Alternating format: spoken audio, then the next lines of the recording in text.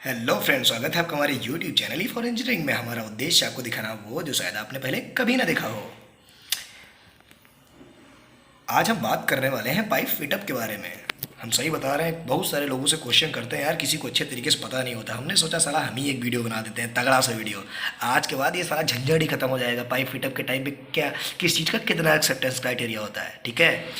और इस वीडियो को हम चाहते हैं कि पूरा आप अच्छी तरीके से देखो, आपको एक एक चीज़ समझ में आ जाएगा, ठीक है। चलो भैया हम बात स्टार्ट करते हैं। सबसे पहले हम बात करेंगे बेवल एंगल में। बेवल एंगल होता क्या है, दिख रहा है आपको, रेड कलर से शो किया गया है, यही होता है बेवल एंगल। क्या होता है बेवल एंगल, नहीं समझ में आ रहा अगर हम बताते हैं ना बेवल एंगल होता क्या है। ये होता है बेवल एंगल। ये देखिए आप, जो अपना पाइप होता है, रूट फेस, चलिए रूट फेस के बारे में बताएंगे। यहाँ नीचे से लेके थोड़ी दूर पे पहले सीधा होता है, उसके बाद यहाँ से टेपर होता है, जिसको हम बेवल फेस बोलते हैं, राइट। इस फेस को लेके हम आगे अगर एक थोड़ी सी लाइन ड्रॉ करते हैं, और इसको अगर सीधा हम ड्रॉ करते हैं तो इसको और उसके बीच में बेवल फेस और रूट फेस को थोड़ा सा आगे करते हुए इसके और इसके बीच में एक एंगल क्रिएट होता है, उसको हम बोलते हैं बेवल एंगल। बेवल एंगल का एक्सेप्टेंस क्राइटेरिया क्या होता है भाई, जो मैं आपको एक्सेप्टेंस क्राइटेरिया बता रहा हूँ ना, पूरा का पूरा API 1104 से रिलेटेड है। तो कहीं पे भी आपको डाउट नहीं होने वाला है। आपका बेवल एंगल का एक्सेप्टेंस क्राइटेरिया जो होगा वो 30 से 35 डिग्री के बीच में होगा, ठीक है। 30 टू 35 डिग्री की, मिनिमम 30 डिग्री, मैक्सिमम 35 डिग्री। चलो अब दूसरा दूसरा फिगर देखते हैं। दूसरा फिगर क्या है, इसमें एक ये जो एंगल बना हुआ है ये इंक्लूड एंगल है। ये बेवल फेस बताया गया, ये बेवल फेस होता है।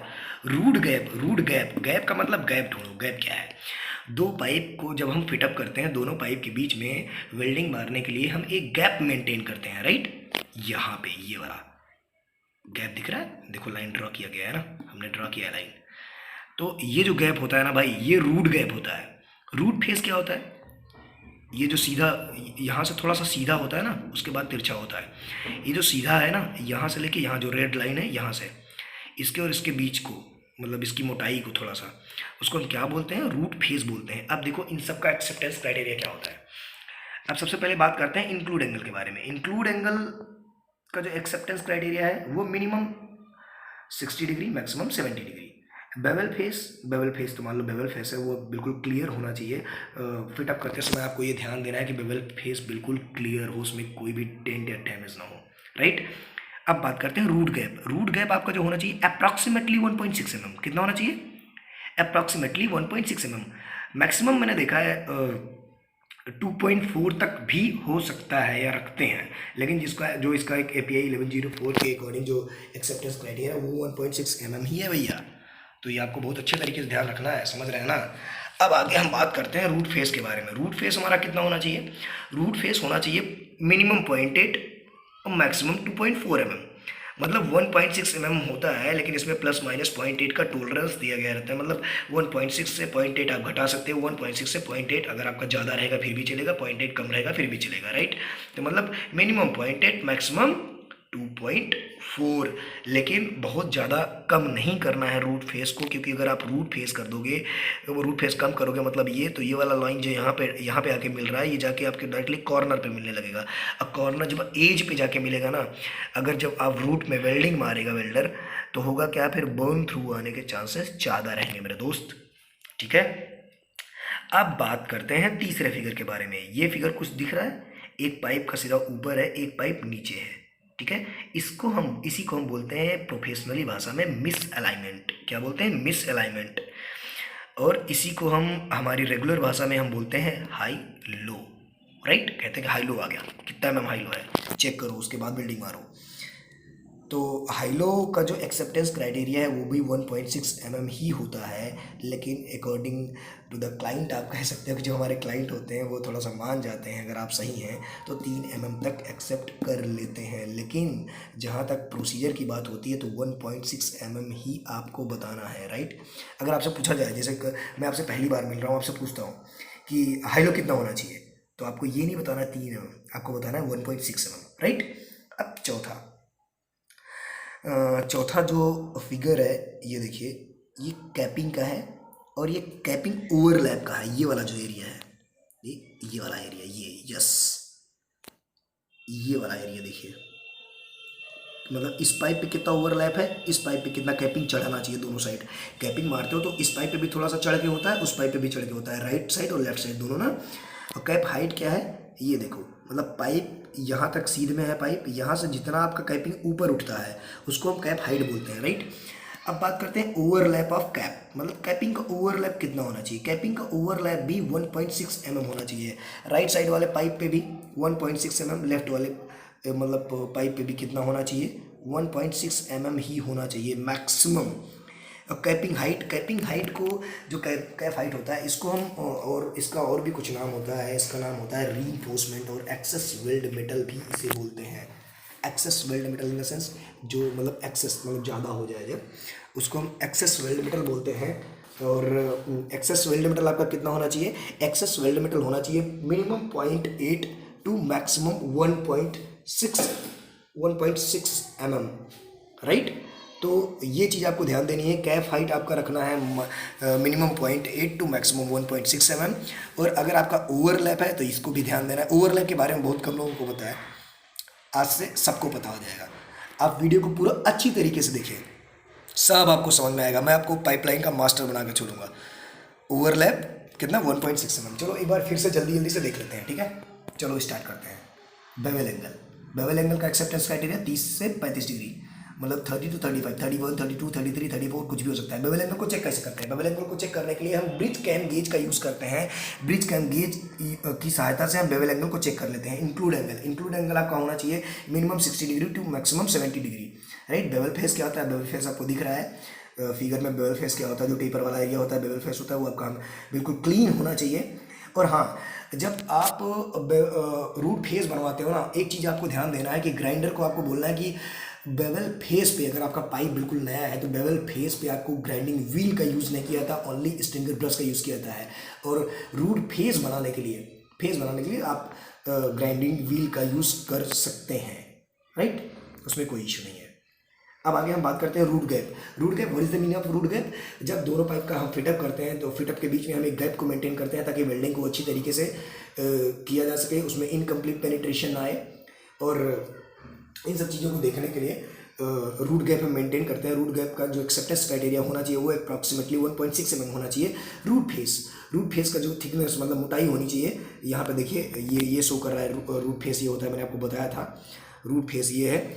इसका जो एक्सेप्टेंस क्राइटेरिया है मिनिमम 0.8 mm मैक्सिमम 2.4 mm, मतलब 1.6 टू प्लस माइनस 0.8 mm होता है। तो इसमें आप मतलब 0.8 माइनस करके 0.8 प्लस करके इसके बीच में कुछ भी आप रख सकते हो।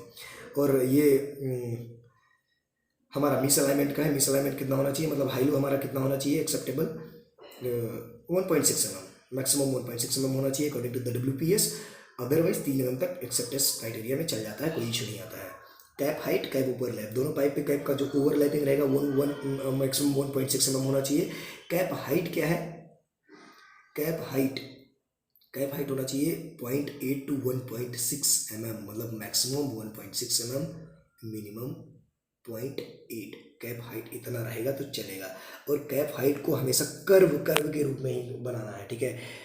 वेल्डर जो मारता है मारे, उसके बाद ग्राइंडर की ये पूरी मतलब कंडीशन होती है, ग्राइंडर की ये रिस्पॉन्सिबिलिटी होती है उसको बढ़िया कर्व के रूप में बढ़िया अच्छे तरीके से ग्राइंडिंग करके बना दे।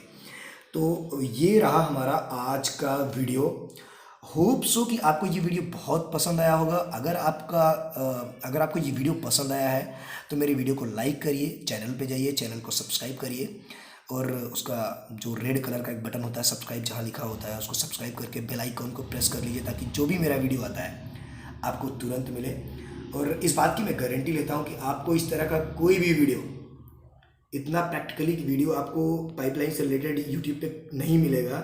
इस बात की गारंटी है। और आपको जो नॉलेज मिल रही है बिल्कुल जेन्युइन नॉलेज मिल रही है। ये जो भी मैंने एक्सेप्टेंस क्राइटेरिया के बारे में आपको बताया है ये पूरा API 1104 के अकॉर्डिंग है।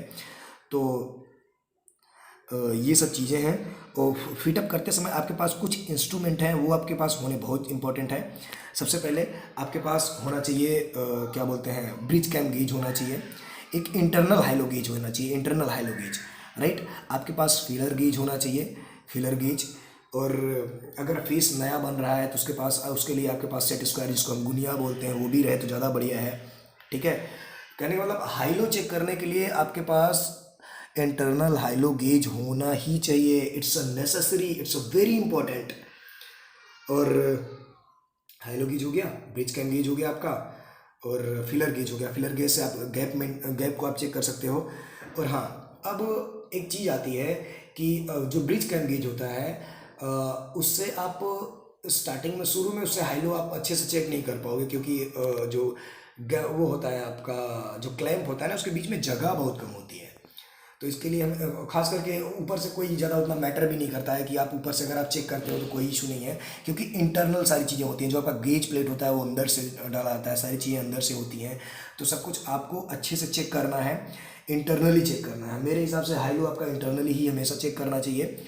और लास्ट में जब आपका वेल्डिंग कंप्लीट होता है ना, after after completing the welding, मतलब कंप्लीट होने के बाद फिर आप ब्रिज कैम गेज का यूज़ करके कैप हाइट को चेक कर सकते हो कि कितना कैप हाइट है, ओके है कि नहीं है। अगर नहीं है तो आप एक बार ध्यान दिलाओ ग्राइंडर को, उनको बताओ कि भाई इतना नहीं चलेगा, ये एक्सेप्टेंस क्राइटेरिया से बाहर है, इसको थोड़ा सा कम करो। क्योंकि अगर कैप हाइट ज़्यादा होती है तो उसका खामियाजा कहाँ देखने को मिलता है कि जब कोटिंग मारा जाता है ना, तो कोटिंग वहाँ पे अच्छे से चिपकता नहीं है, राइट। जब उस पर कोटिंग किया जाता है आरटी के बाद, एनडीटी के बाद जब हम कोटिंग करते हैं तो कोटिंग अच्छे से चिपकता नहीं है, राइट। तो वहाँ पे भी दिक्कत आती है, क्योंकि ज़्यादा उभरा होता है तो रोलर आपसे रोलिंग करते हो लेकिन उतना अच्छे से चिपकता नहीं है, ठीक है। एक ये चांस हो गया। और हाँ, एक्सटर्नल हाइलो आप ब्रिज कैम गेज से आप चेक कर सकते हो, लेकिन एक्सटर्नल हाइलो का उतना बहुत ज़्यादा मतलब होता नहीं है। इंटरनल ये सब सारी चीज़ें होती हैं। तो ये रहा मेरा वीडियो। होप सो कि आपको वीडियो पसंद आया होगा, राइट। ऐसे ही हमारे वीडियो को लाइक करते रहो, हम आप तक ऐसे ही जेन्युइन नॉलेज पहुंचाते रहेंगे। अगर आपका कोई टॉपिक है जिस पे आप चाहते हो कि मैं वीडियो बनाऊं, आप जाओ जल्दी से कमेंट करो कमेंट बॉक्स में कि भाई मुझे इस टॉपिक पे मुझे वीडियो चाहिए, और मैं पूरी कोशिश करूंगा कि वीडियो बनाऊंगा। और अभी मुझे रिपोर्ट्स को लेके, रिपोर्ट्स का वीडियो बनाना है। रिपोर्ट्स का मैंने एक दो ही वीडियो बनाया है, उसके भी कई सारे वीडियोज़ हैं तो मैं बनाऊंगा। इस समय मैं थोड़ा सा बिजी हो गया था। बाकी आपकी इच्छाएं जरूर पूरी की जाएंगी। होप सो आपको ये वीडियो अच्छा लगा होगा। अगर आपको जेन्युइन नॉलेज मिली है तो यार बिल्कुल लाइक करो, हमारे चैनल को सब्सक्राइब कर दो, और जितना ज़्यादा से ज़्यादा हो सके ना उतना शेयर कर दो, लोगों का भला कर दो। Thank you so much, thanks for watching this video, thank you so much.